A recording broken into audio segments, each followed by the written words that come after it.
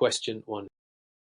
The correlation between radiation interaction and detection efficiency is crucial for quality imaging in nuclear medicine. Dr. Patel is calibrating a high-purity germanium HPE detector for precise energy resolution in gamma spectroscopy. He notices that increasing the bias voltage improves energy resolution but also results in increased leakage current. What is the primary reason for this trade-off? A. Increased voltage enhances charge collection but also raises noise levels. B. The detector's quantum efficiency decreases with higher bias voltages. C. High voltages cause a shift in the nuclear energy states, altering peak positions. D. The statistical uncertainty in photon detection decreases with higher bias. Answer. Correct answer A. Explanation. The efficiency of semiconductor detectors such as HED depends on charge collection within the depletion region. Increasing bias voltage enhances the electric field, improving charge collection efficiency and thus energy resolution. However, this also increases leakage current, introducing electronic noise that degrades signal quality, according to the National Electrical Manufacturers Association (NEMA) (STAN). Detector calibration should balance voltage optimization with noise minimization. Question 2. In a modern context of PET imaging, time-of-flight (TOF) techniques play a critical role in image accuracy. A research team is evaluating a new PET scanner with TOF capabilities. How does TOF improve image reconstruction compared to conventional PET? A. It corrects for attenuation by directly measuring photon scatter. B. It estimates the exact location of positron annihilation along the line of response. C. It improves spatial resolution by eliminating random coincidences. D. It allows for direct detection of prompt gamma emissions from radio tracers. Answer. Correct answer. B. Explanation. TOF PET enhances image reconstruction by utilizing precise timing measurements of coincident annihilation photons to estimate their point of origin along the line of response. This reduces uncertainty in positioning, leading to improved signal-to-noise ratio and contrast. The International Atomic Energy Agency guidelines on PET physics emphasize TOF as a key advancement in nuclear imaging, particularly oncology applications. Question 3. Given the circumstances surrounding decay kinetics, an error in half-life calculation can significantly impact dosimetry. A nuclear pharmacist is preparing a radiopharmaceutical and mistakenly assumes a half-life of 6 hours instead of 3 hours. What is the primary consequence of this miscalculation? A. The administered activity will be twice as much as required. B. The effective dose to the patient will be lower than expected. C. The activity at injection time will be overestimated, leading to incorrect imaging results. D. The decay constant L remains unaffected by this error. Answer. Correct answer. C. Explanation. The half-life T2 is critical in determining the decay rate equal ELT. Miscalculating T2 affects the predicted activity at injection time, leading to improper dose administration and potentially compromised imaging. ICA publication 106 on radiopharmaceutical dosimetry emphasizes accuracy in decay kinetics to ensure optimal diagnostic efficacy. Question 4. Throughout the course of gamma camera performance testing, collimator selection influences spatial resolution. Which type of collimator should be used in myocardial perfusion imaging (MPI) to optimize resolution while maintaining sensitivity? A. High-energy parallel hole collimator. B. Medium-energy fan beam collimator. C. Low-energy high-resolution layer collimator. D. Pinhole collimator. Answer. Correct answer. C. Explanation. Myocardial perfusion imaging typically uses layer collimators, which offer superior spatial resolution for low-energy isotopes like 99 mK.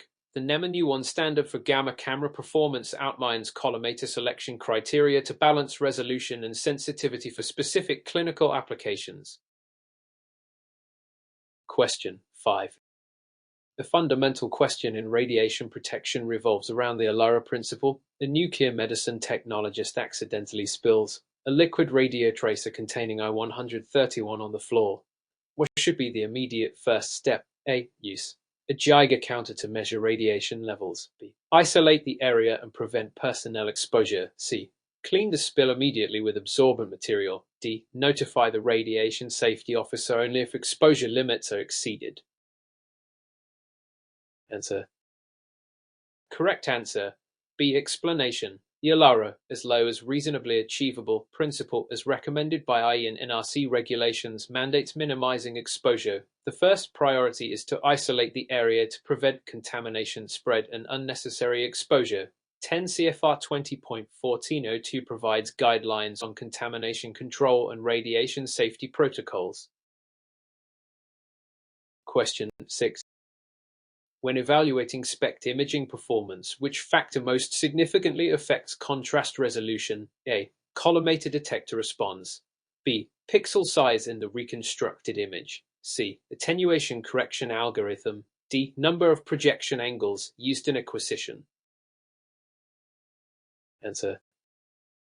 Correct answer. C. Explanation. Contrast resolution in SPECT imaging is highly influenced by attenuation correction. The National Electrical Manufacturers Association NEMA nuance standard specifies correction methods, as attenuation can lead to artifacts, reducing image accuracy. Question 7. Despite the fact that PECT systems use hybrid imaging, radiation dose optimization remains a key challenge. What is the primary justification for using iterative reconstruction in PECT instead of filtered back projection FBP? A. It compensates for patient motion during image acquisition. B. It reduces noise while maintaining signal accuracy. C. It eliminates need for attenuation correction. D. It improves spatial resolution beyond system limits. Answer. Correct answer. B. Explanation. Iterative reconstruction algorithms such as OSIM reduce statistical noise while preserving image details. The Society of Nuclear Medicine and Molecular Imaging (MMI) recommends iterative methods to optimize dose reduction in PET imaging. Question 8. A critical examination of semiconductor detector performance reveals that energy resolution is a key metric. Which parameter has the greatest impact on the energy resolution of a semiconductor detector? A. Dead time of the detector system. B. Electron hole pair creation efficiency. C. Radiation exposure rate. D. Detector housing material. Answer. Correct answer. B. Explanation. Energy resolution depends on the efficiency of electron hole pair generation. The IA guidelines on semiconductor detectors emphasize this principle, particularly your HPD detectors used in nuclear spectroscopy. Question 9. In response to increasing regulatory oversight, dose limits for radiation workers are strictly controlled. According to the ICUP Radiation Protection Guidelines, what is the annual occupational dose limit for radiation workers? A. 20 MSV. B. 50 MSV. C. 100 MSV. D. 500 MSV. Answer. Correct answer. A. Explanation. The ICUP publication 103 sets an annual occupational dose limit of 20 MSV averaged over 5 years, ensuring radiation worker safety while allowing necessary exposure for medical applications. Question 10.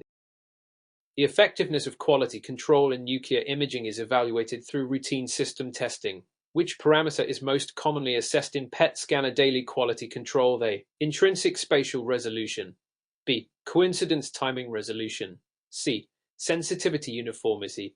D. Energy discrimination threshold. Answer.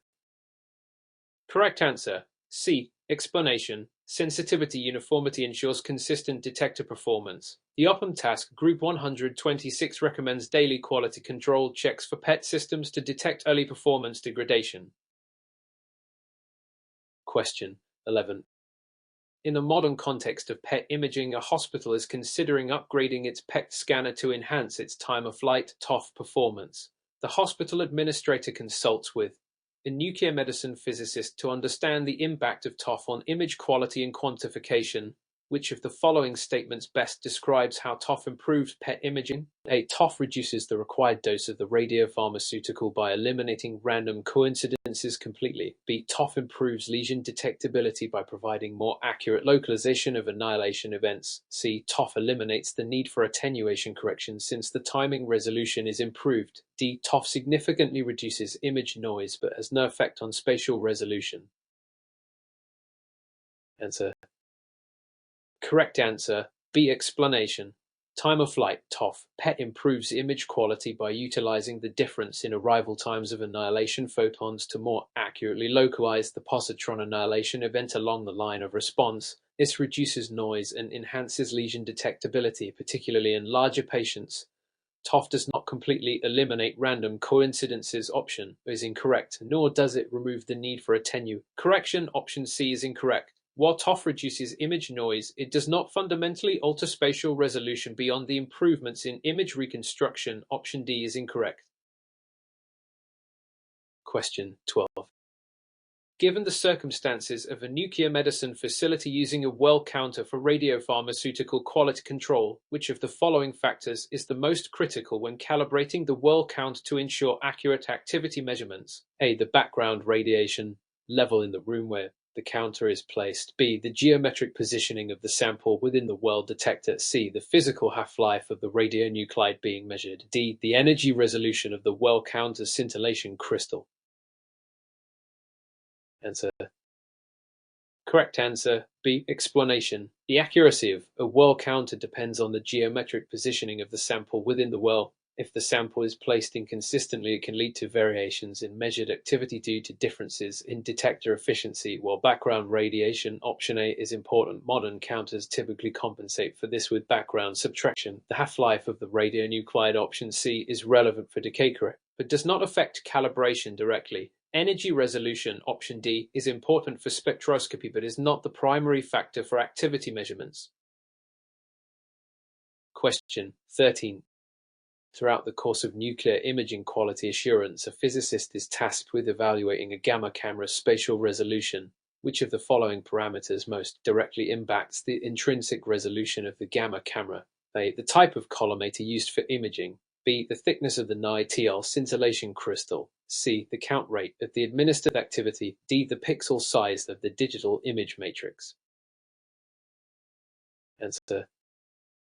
Correct answer, B. Explanation. The thickness of the Ni-TL crystal has a significant impact on intrinsic resolution. Thicker crystals improve sensitivity by absorbing more gamma photons but degrade resolution due to increased light spreading within the crystal. The collimator, option A, affects system resolution, not intrinsic resolution. The count rate, option C, influences noise but does not change spatial resolution.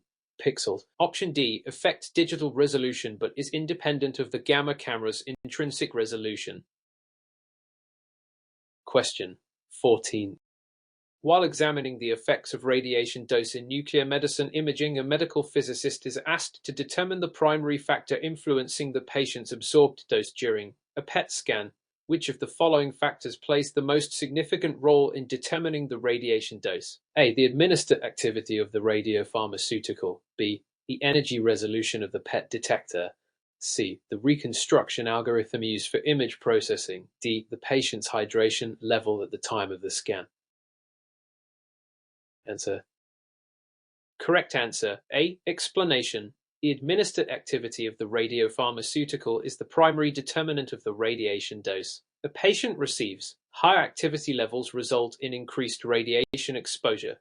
Energy resolution, option B, affects image quality but not dose. Reconstruction algorithms, option C, impact image clarity but do not directly influence dose. Hydration level, option D, affects biological clearance but does not determine the dose itself.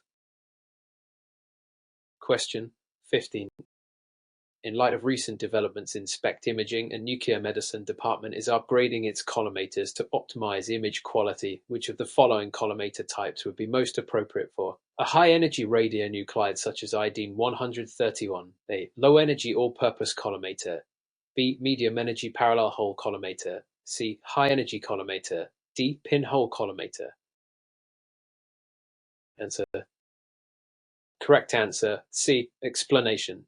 High-energy gamma emissions, such as those from iodine-131, 364 keV gamma photons, require a high-energy collimator to minimize penetration and septal scatter. Low-energy, option A, and medium-energy, option B, collimators would allow significant septal penetration, degrading image quality. Pinhole collimators, option D, are used for small organ imaging but are suitable for high-energy photons. Question 16. The relationship between positron range and PET spatial resolution is a topic of debate in nuclear medicine physics. Which statement best describes the effect of positron range on PET image resolution? A longer positron range improves resolution by allowing the positron to interact with more surrounding tissue. B. The shorter positron range reduces blurring, leading to higher spatial resolution. C. The positron range has no impact on PET resolution as long as TOF is used. D. Higher energy positrons produce sharper images due to increased penetration depth. Answer. Correct answer, B. Explanation. Positron range affects PET spatial resolution because positrons travel a certain distance before annihilation, leading to image blurring. Short-range positrons, e.g. from fluorine-18, result in sharper images, while longer-range positrons, e.g. from rubidium-82, cause blurring. TOF, option C, improves localization but does not eliminate this effect. Question 17. When considering the principles of radiation protection, which shielding material is most effective for high-energy gamma radiation used in nuclear medicine? A. Lead, B. Aluminum, C. Plastic, D. Tungsten. Answer. Correct answer, D. Explanation. Tungsten is preferred for high-energy gamma radiation due to its higher density and atomic number, which provides superior attenuation compared to lead. Lead, option A, is effective but less so than tungsten. Aluminum, option B, and plastic, option C, are ineffective for high-energy photons. Question 18. What factors contribute to increased statistical uncertainty in nuclear medicine imaging? A. Increased photon counts. B. Shorter acquisition time. C. Higher spatial resolution. D. Use of iterative reconstruction techniques. Answer. Correct answer, B. Explanation. Shorter acquisition times lead to fewer detected photons, increasing statistical uncertainty and degrading image quality. Higher photon counts, option A, reduce noise. Spatial resolution, option C, influences detail but not statistical noise directly. Iterative reconstruction, option D, can mitigate noise rather than increase. Question 19. Given the principles of PET imaging, why is CT-based attenuation correction preferred over uniform attenuation correction? A. It provides patient-specific attenuation maps. B. It eliminates the need for scatter correction. C. It improves detector sensitivity. D. It prevents respiratory motion artifacts. Answer. Correct answer, A. Explanation. CT-based attenuation correction accounts for patient-specific variations in tissue density, improving PET quantification. It does not eliminate scatter, option B, does not affect sensitivity, option C, and does not fully prevent motion artifacts, option D. Question 20. Why is E-detector preferred in modern SPECT systems over NiTL detectors? A. It provides better energy resolution. B. It increases radiation exposure. C. It is less expensive to manufacture. D. It eliminates the need for collimators. Answer. Correct answer, A. Explanation. CT detectors provide superior energy resolution compared to NiTL, improving image quality. They do not increase radiation dose, option B, are more expensive, option C, and still require collimators, option D. Question 21. Taking into account recent advancements in nuclear medicine instrumentation, a nuclear medicine technologist is conducting a quality control test on a gamma camera with a medium energy collimator. Which of the following is the primary advantage of using a medium energy collimator compared to a low energy collimator in this scenario? A. Medium energy collimators improve sensitivity but reduce spatial resolution. B. Medium energy collimators allow for higher sensitivity at low photon energies. C. Medium energy collimators enhance the image quality by reducing septal penetration for higher energy photons. D. Medium energy collimators increase image contrast by reducing photon scatter. Answer. Correct answer, C. Explanation. Medium energy collimators are designed to optimize imaging of moderate to high energy photons like those emitted from radionuclides such as iodine-131 or thallium-201. They enhance image quality by reducing septal penetration, which is more of an issue with low energy collimators, while sensitivity is improved by using the appropriate collimator for each radionuclide. Primary benefit here is the reduction of septal penetration, option C. Options A, B and D are incorrect because they do not address the specific advantages in this context. Question 22. When considering radiation safety protocols in nuclear medicine, Dr. Thompson is working with a radiopharmaceutical that emits both beta particles and gamma radiation. What is the most significant concern when handling such a radiopharmaceutical in the lab? A. The radiation emitted from beta particles is mostly absorbed in tissue, so no special precautions are necessary. B. The gamma radiation can penetrate shielding materials, requiring specific lead shielding to reduce exposure. C. The beta radiation requires more extensive shielding than gamma radiation to ensure safety. D. The radiation exposure from gamma radiation is limited to the immediate vicinity of the patient. Answer. Correct answer, B. Explanation.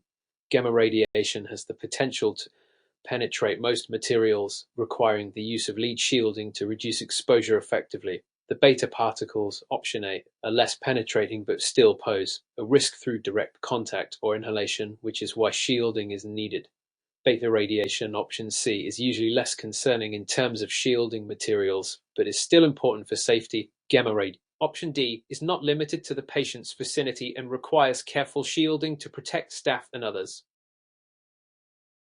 Question 23. During the process of imaging a patient's brain using PET scanner, the physicist notices that the attenuation correction is producing suboptimal results. Which of the following is most likely responsible for the poor performance of the attenuation correction in this scenario? A. The patient's weight is outside the normal range for the scanner's calibration. B. The CT scan was performed without contrast agents, resulting in less accurate tissue differentiation. C. The PET scanner's energy resolution is insufficient for high-energy photon detection. D. The patient has residual motion during the CT scan, leading to inaccurate attenuation maps. Answer. Correct answer, B. Explanation. CT scans without contrast agents may lead to inaccurate differentiation between different tissue types, affecting the attenuation correction accuracy in PET imaging. Contrast agents help to improve tissue differentiation, which is crucial for precise attenuation correction. While patient weight, option A, can affect the accuracy of scans, it does not have as direct an impact as the use of contrast agents. Insufficient energy resolution, option C, typically affects image quality but not specifically attenuation correction.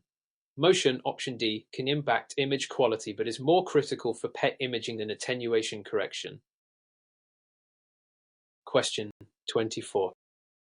Demonstrated by the development of hybrid imaging systems, a major advantage of integrating MRI with PET is the ability to enhance both anatomical and functional imaging. What is the primary advantage of integrating MRI with PET over a standalone PET system? MRI provides better tissue differentiation, the CT, improving the anatomical precision of PET. MRI has no effect on PET imaging as it does not alter photon detection. MRI allows for higher sensitivity in detecting functional abnormalities than PET alone.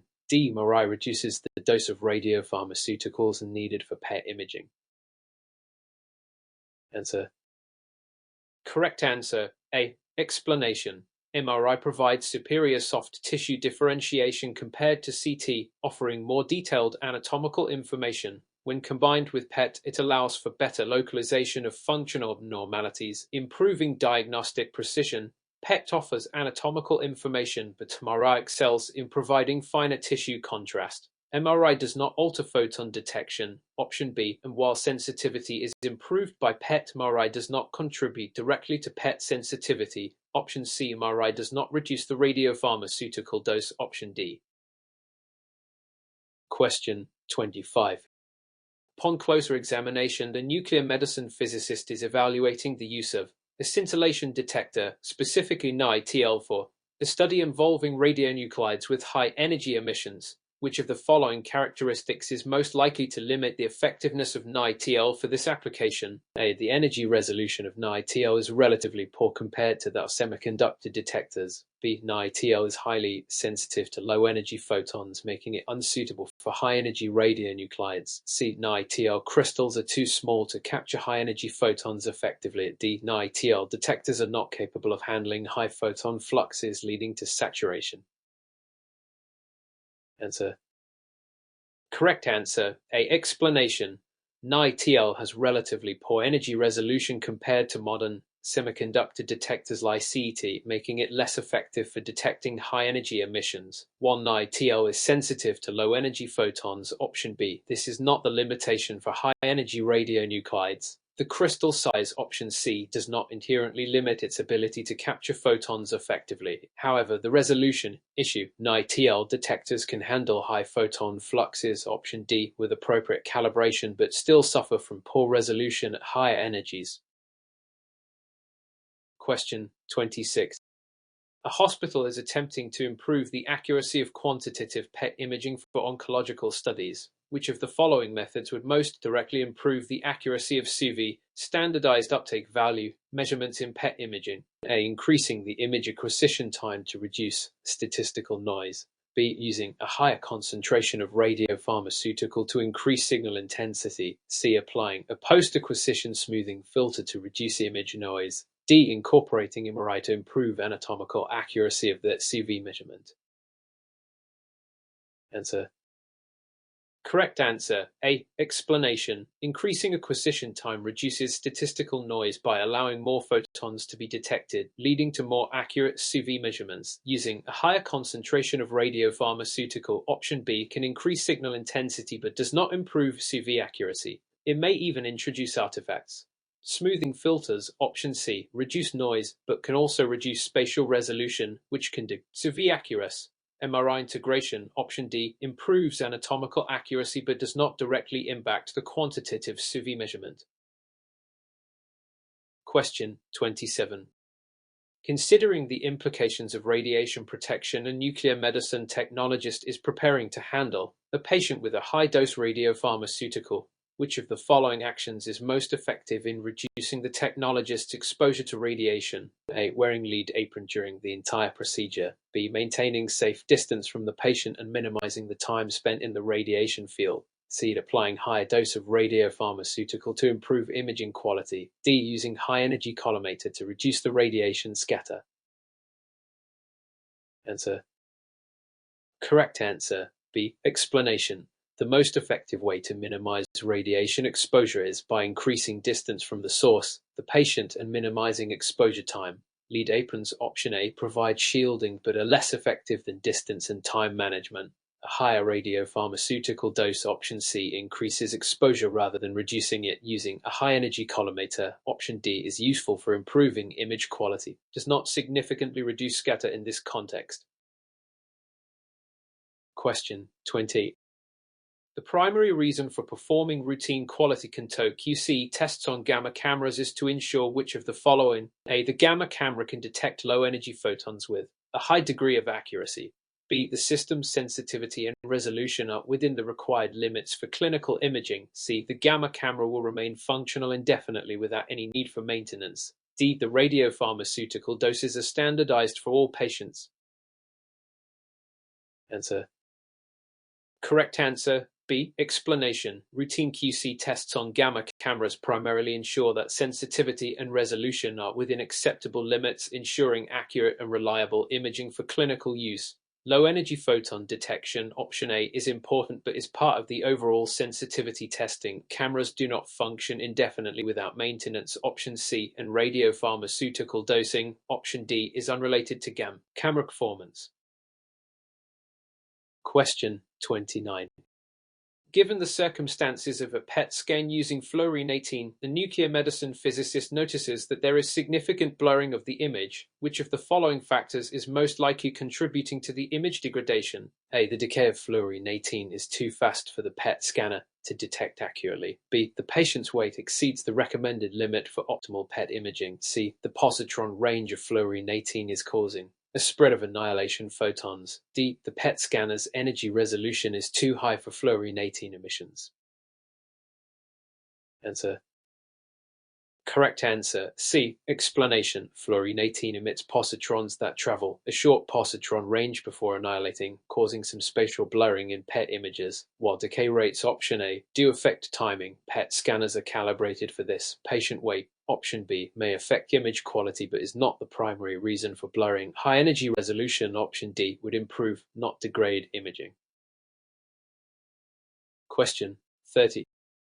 Which of the following modifications would best improve the spatial resolution of a PET scanner? A. Reducing the ring diameter of the PET detector. B. Increasing the administered dose of the radiopharmaceutical. C. Increasing the energy window of the PET scanner. D. Increasing the positron energy of the radionuclide used. Answer.